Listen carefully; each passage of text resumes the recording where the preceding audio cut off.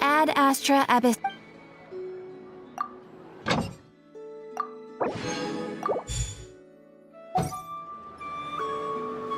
Ad Astra Ab.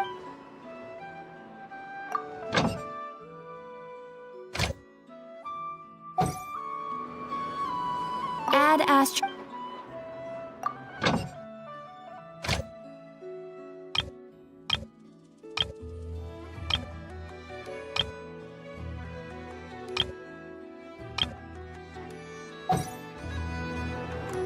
Ad Astra.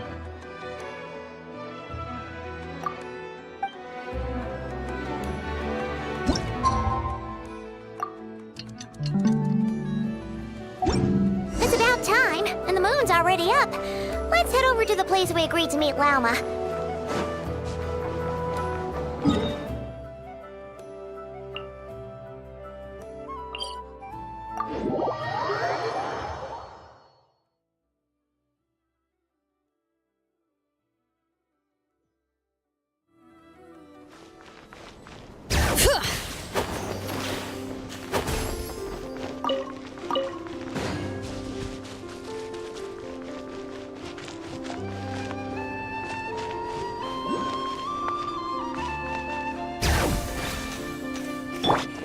Burn it down!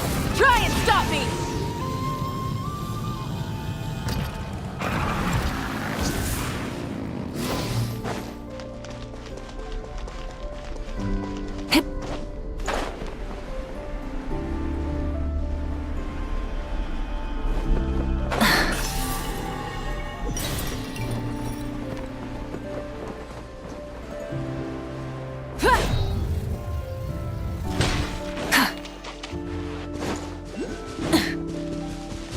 Light it up! Phew.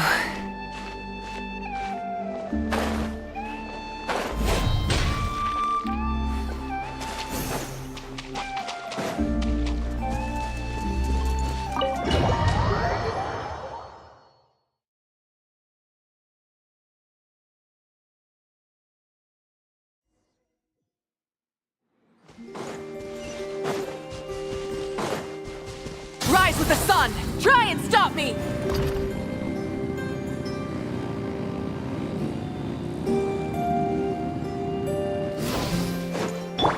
Bring... Lauma, we're here! Huh? Lauma, are you praying? I am indeed. For the moment I was born, my people exclaimed, "Behold, eyes like the moonlit tide, antlers like the crescent moon, and blood that glimmers silver as the moon's reflection." From as far back as I can remember, I was revered as the frost moon's emissary and the moontide maiden. The first words I ever learned were prayers to the frost moon. The first gestures, those of our sacred rites. Wow, that must have been tough. Back then, I didn't know any better. It all just seemed so natural. The Frost Moon Scion's bloodline has long since begun to run thin. Nowadays, even those of us with antlers are few and far between, let alone those attuned to the power of Kuvaki. But I...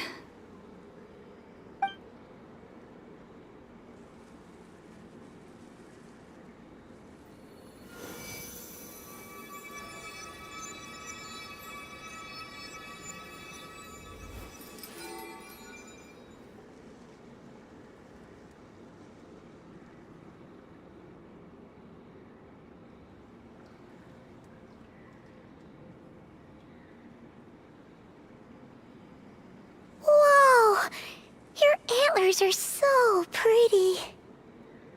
They say it's an extraordinarily rare condition. Once in a century, if that. I am unusually sensitive to the moonlight, as well as to the Kuvaki's ebb and flow. As a child, I could barely sleep because of it. Oh no! It was that serious? To others, fluctuations in Kuvaki are something you easily get used to, like a gentle tide lapping away at the shore. But to me, that same tide is a towering tsunami, a surging swell crashing against me. Of course, as the years went by, I learned how to suppress my senses and my power, enough to keep it all from overwhelming me. But because of that, I also had to walk the path of concealment. Concealment? From the moment I was first taught to pray, my kin would point up to the night sky telling me, "That, Lauma, is the frost moon, the last of the moons, the sole surviving truth." But I would ask them in response, why? Why can't I feel anything from it at all? Later, I came to understand that they simply could not tell where the real tide was coming from. They couldn't sense it. The true moon beyond the sky's veil.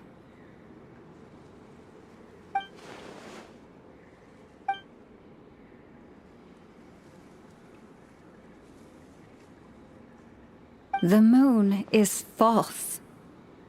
I reached that conclusion long ago. But there was no one I could tell. Not a single soul. At least, not until now. Am I the one who's wrong? Is it the moon that is false, or my own senses? I asked myself such questions time and time again.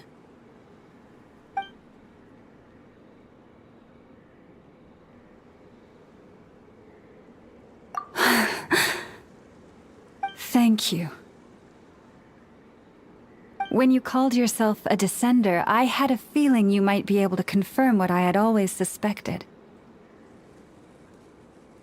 And now that you have, it's exactly as I imagined. I feel relieved. Oh, Paimon kinda gets why you couldn't tell anyone now. It's not easy to change people's minds on something they've believed for hundreds of years. That's what I meant by concealment. I knew too much, so I had no choice but to keep my people in the dark. Every prayer I offer feels like a lie to keep myself going.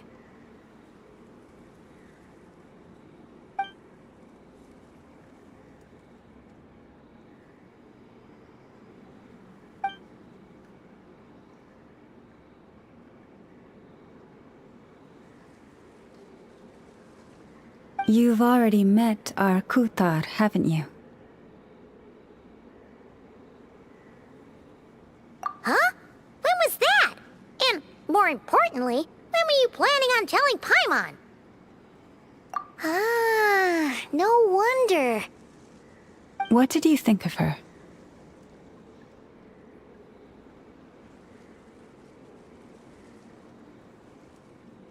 What exactly do you mean by up in the clouds? I understand what you mean. She is quite indifferent to the world outside herself. But I find it hard to hold that against her. Yes, it was shortly after the fall of the ancient moon's remnants. I asked her what the Frost Moon Scions meant to her, and why she left in the first place. Yeah? So, why did she? Perhaps it's better if you ask her yourselves. Things tend to get lost in translation when you speak on someone's behalf. What I can say for certain is this. Even when I had no one to confide in, I still had a family. I still had the Frost Moon Scions.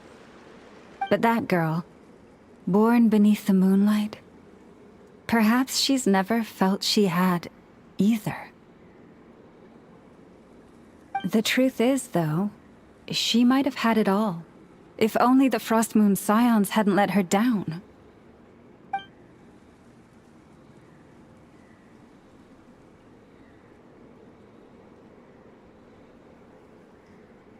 The Frost Moon Scions now walk a path of error. They offer their prayers to a false moon, and to a goddess who can no longer answer them. I want to change all that. But with the Fatui closing in on us day by day, the Frost Moon Scions must stand united, now more than ever. I just need to wait for the right moment. Lady Lauma! Lady Lauma! Cappy? Has Cardina's condition deteriorated again? Traveler, Paimon, we'll have to continue this conversation later. We'll come too!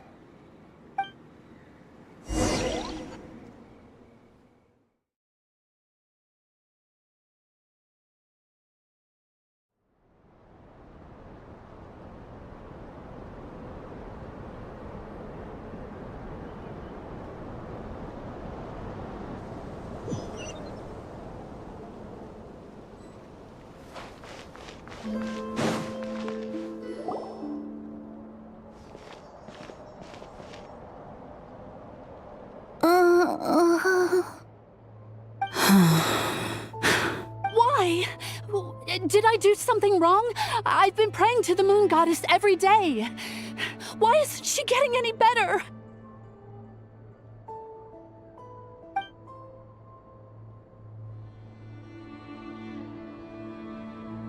Cappy, I need you to wait outside. I'm about to start her treatment.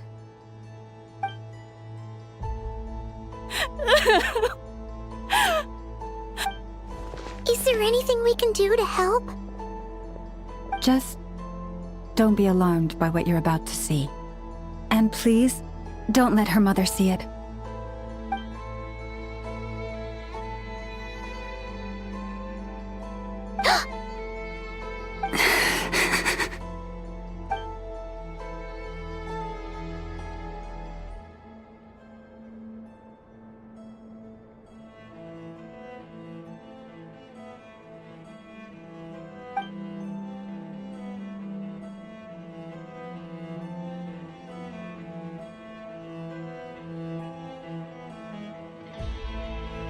Shh. Please. Help me keep this a secret.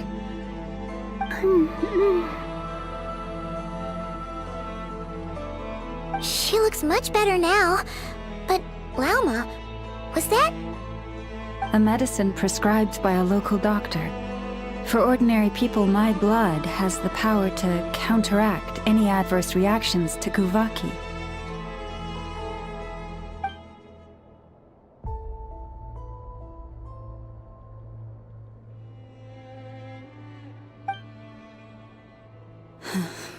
So, now you know another of my little secrets. I had hoped to guide the Scions out of error before Karina's illness reached this stage, but clearly, I was too late.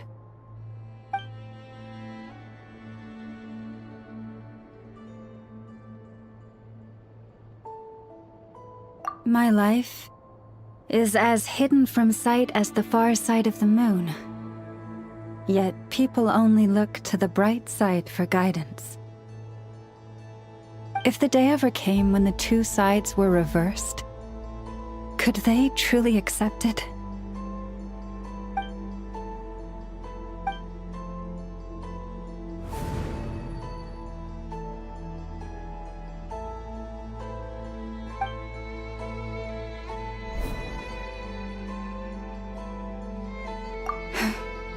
Hearing you say that puts my heart at ease.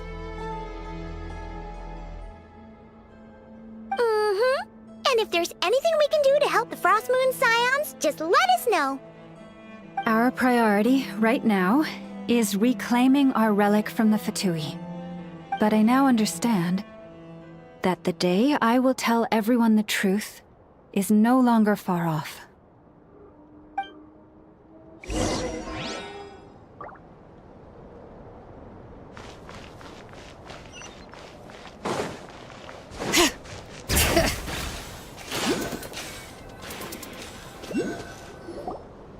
Wow! Paimon would never have guessed Llama had all that bottled up inside. Hey! Watch your step! Ah! What's wrong? Oh, you scared Paimon. You scared me there too. Almost stepped right into one of my traps. A trap? Why would you leave a trap somewhere like this? Well, it's not like this is a main path.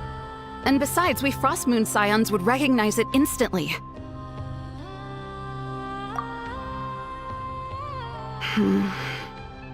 Alright. You don't seem like you're with the Fatui, so I guess there's no harm telling you. Lauma asked me to set up these traps to keep the Fatui at bay. Oh! Come to think of it, their 3-day ultimatum is almost up now. Yes. Hopefully they'll back off when they realize we won't go down without a fight. Oh, you've done a lot for the Frostmoon Scions too, just like Lauma.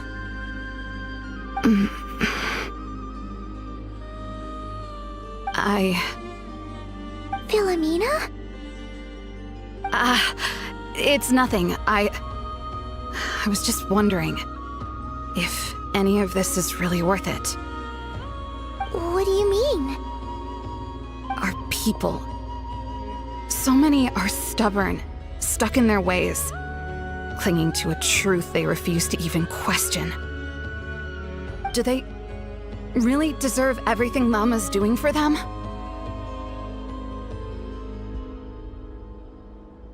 Afraid. Huh. I suppose. Maybe you're right. No. I shouldn't be saying this. Just forget it, okay? Bye. Huh? Why did I say all that? Or really, why am I still doing any of this? Either way, this will be my final night with the Frostmoon Scions. Wow, she sure took off fast. So, are we heading back to the flagship for a break, or what?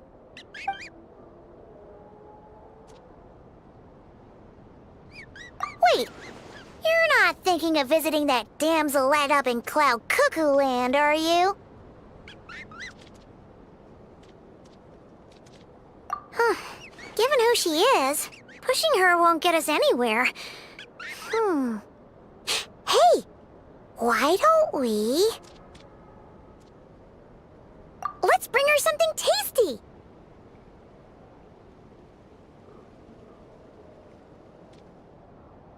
If she doesn't want to talk, we'll have to win her over with food.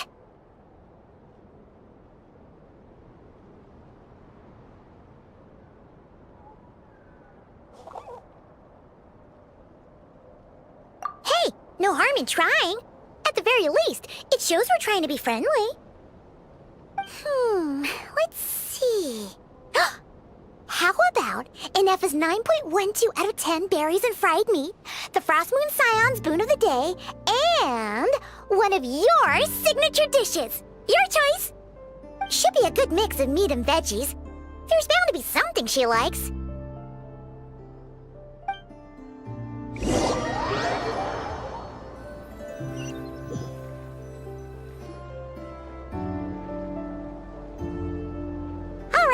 Food's packed and ready. This is the place, right? Why does it feel like we're going to visit a patient? Oh, no. Take this seriously, Paimon.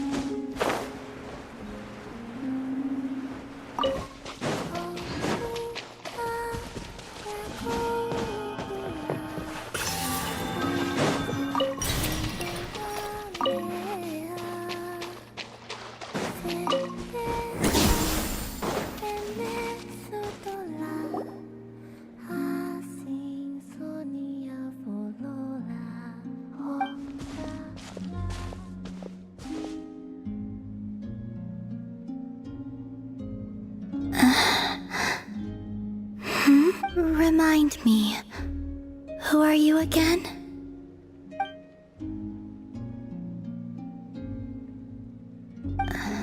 A different one floats by your side today. A different one? What's that even supposed to mean? Oh, there goes Paimon's perfect conversation starter. Hi there! Paimon is Paimon, and this is the Traveler.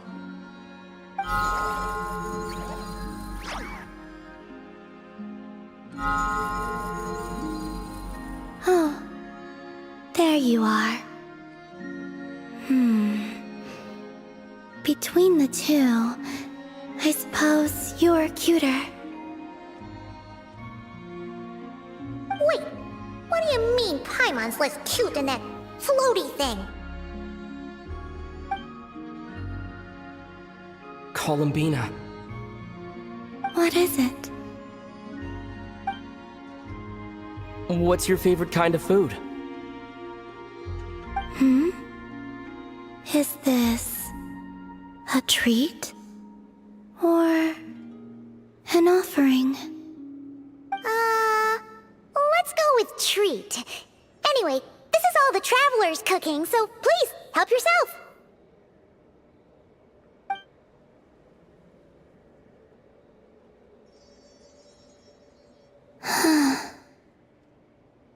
Oh, that wasn't exactly a yes, but she didn't turn it down either. What could she be thinking?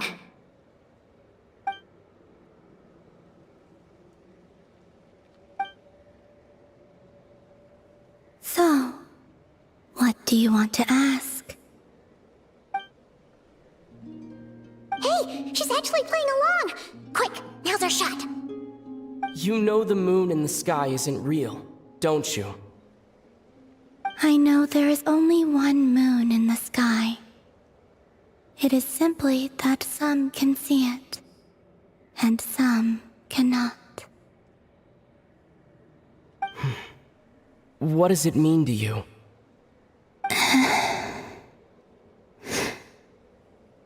The missing prologue.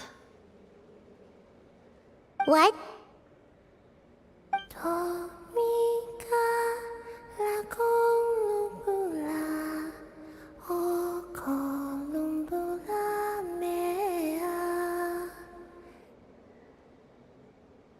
Huh?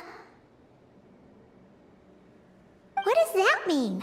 Isn't she going to explain herself? Can you tell me more about that melody? You were humming it last time, too. It must be important to you.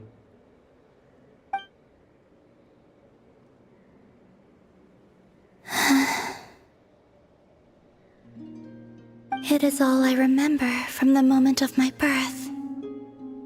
A melody. A few lines of lyrics. Like a lullaby from a foggy dream. Oh, so who was singing it? I do not know. I have nothing else. Just that song. Huh? And the Frost Moon Scions who found me. They had nothing either, but hope. Before I even knew what was happening, they were already calling me their goddess. And I had no reason to decline. Like two lost infants unknowingly exchanged, I adopted their faith, and in return, they adopted me. But my adoption drops you into the story halfway through. What came before was scribbled onto the wrong pages, never even bound into the book. That sense of something missing only served to nurture their greed and doubt. And thus, I came to realize that this place was never truly my home. Greed and doubt? Oh, forge weapons for us, drive out our enemies, and expand our lands. O Moon Goddess, heal our wounds, ease our suffering, grant us strength. They asked for everything, and I obliged. Until the day came when no answer could be given. If mortals can turn to the gods when they are powerless, then who do the gods turn to when they have nothing left to give? You've got Paimon there. In those days, the Frost Moon Scions cared more for faith than for truth.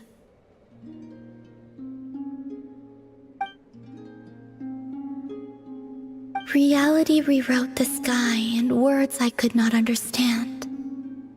I did not want to read a tampered version, so I simply stopped looking.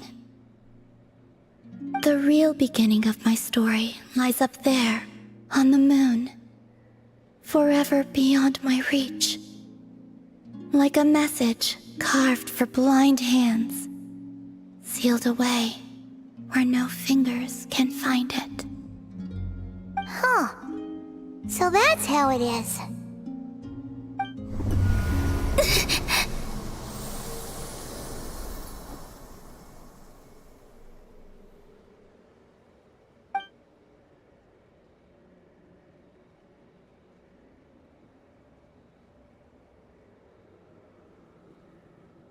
What's wrong?